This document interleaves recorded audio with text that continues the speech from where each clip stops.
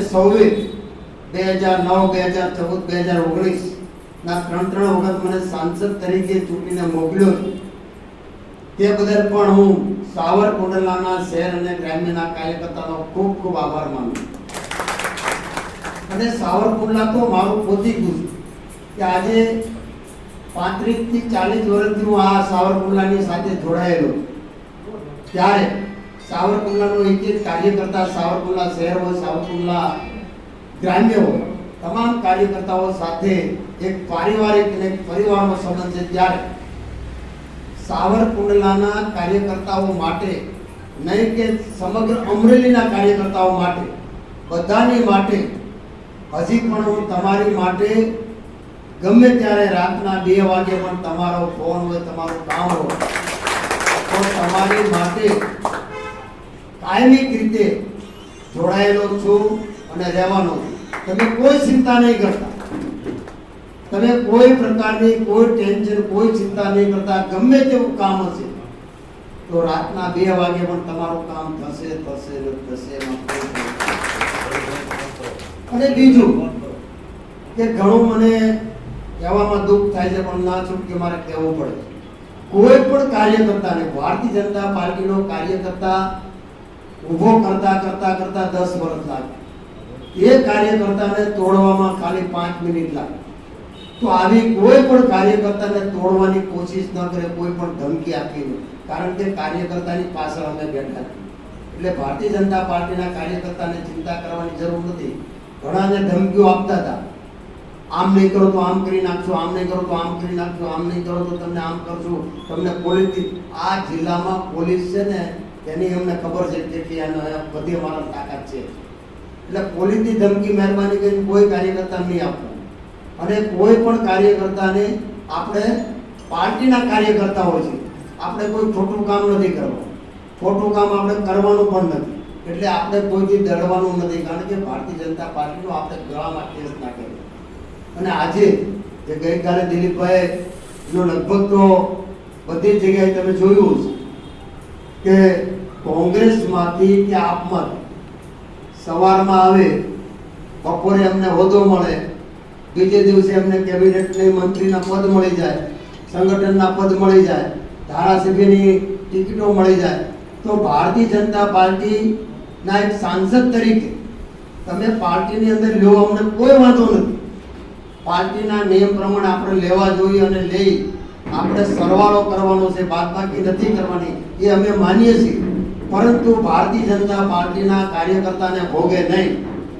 ભારતીય જનતા પાર્ટીનો કાર્યકર્તા 35 વર્ષથી ઘૂંઘટ પાથરતો હોય, ભારતીય જનતા પાર્ટીના ઝંડા લગાડતો હોય, ભારતીય જનતા પાર્ટીના નારા લગાડતો હોય, અને તમે કાલે સવારે લઈ આવો, એ તમે સ્ટેજ ઉપર બેસતો હોય અને ભારતીય જનતા પાર્ટીનો કાર્યકર્તા, સિનિયર કાર્યકર્તા હોય, એ સામે બેઠતો હોય, એ કેટલા અંશે વ્યાજબી છે. અને ભારતીય જનતા પાર્ટીના કોઈ પણ કાર્યકર્તાને સાઇડલાઇન કરી અને કોઈને તમારે હોદ્દો કે તમારે પદ આપવું, જે કાલ સવારે આવતા હોય, એમના માટે તો ક્યારેય અમે સ્વીકારી ન શકીએ. કારણ કે અમે જેમ દૂધમાં સાકર ભળે એમ ભળી જાવ, એમાં અમને વાંધો પણ નથી. પણ ભારતીય જનતા પાર્ટીનો કાર્યકર્તા છે, જૂનો કાર્યકર્તા છે, જે અડીખમ કાર્યકર્તા છે, એને ક્યારેય અન્યાય ન થાય. કારણ કે આજે આપણી સત્તા છે, આપણી રૂલિંગ પાર્ટી છે, અને આપણે રૂલિંગ પાર્ટીમાં હોવા છતાં આપણી માટે આટલી મોટી ફોજ છે, છતાં પણ આપણે સામે પક્ષે કશું નથી, એક પણ કાર્યકર્તા નથી, એક પણ નેતા નથી, એનું કોઈ નેટવર્ક નથી, એમની આગળ કોઈ સત્તા નથી, છતાં પણ આપણને હંફાવે છે. તો એમની પાછળનું પણ કંઈ કારણ છે.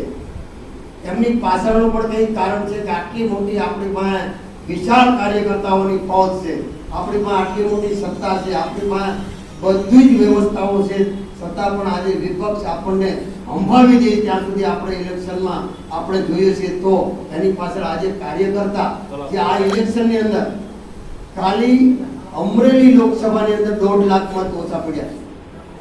અમરેલી લોકસભામાં 1.5 લાખ મત ઓછા પડ્યા છે. એનું કારણ છે કે મતદારોની નિરસતા, કાર્યકર્તાઓની ઉદાસીનતા, અને ઉદાસીનતા અને નિરસતા એટલા માટે કે આજે તમે જે કંઈ કરી રહ્યા છો એ પાર્ટીથી ખરેખર કાર્યકર્તાને નારાજ કરીને કરી રહ્યા છો. આજે આવડી મોટી ફોજ આપણી પાસે છે, આપણે 2019માં આપણી પાસે જિલ્લા પંચાયત નહોતી, એક પણ તાલુકા પંચાયત નહોતી, એક પણ નગરપાલિકા નહોતી, એક પણ ધારાસભ્ય નહોતો, છતાં પણ આપણે 2 લાખ કરતા વધારે મતથી જીત્યા હતા. 80,000 મત કોંગ્રેસના ધારાસભ્યોની લીડ કાપી અને આપણે 2,01,000 જીત્યા હતા. તો આપણે 3 લાખ મતથી આપણે જીત્યા હતા. તો આજે આપણે આ પરિસ્થિતિ આપણે આવી છે, એની પાછળનું પણ કંઈક કારણ છે. સાહેબ, 3 વાર પાર્ટીએ મને ટિકિટ આપી, હું પાર્ટીનો આભારી છું, મને કોઈ રંજ નથી. પરંતુ તમે જે સિલેક્શન કર્યું છે ને કે તમે અમરેલીની 23 લાખની વસ્તી અને તમે 17.5 લાખ મતદારોનો દ્રોહ કર્યો છે. ભારતીય જનતા પાર્ટીએ દ્રોહ કર્યો છે.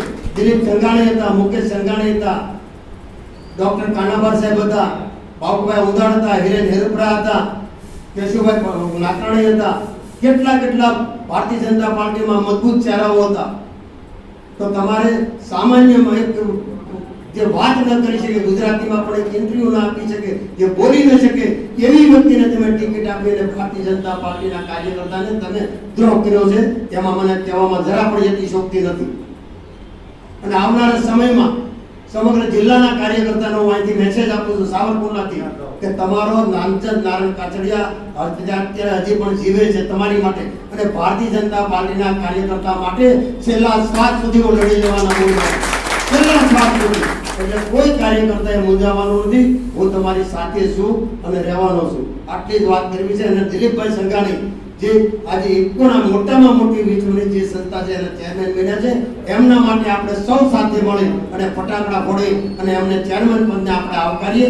આટલી જ વાત કરવી છે. અસ્તુ વંદે માતરમ. ભારત માતા કી જય.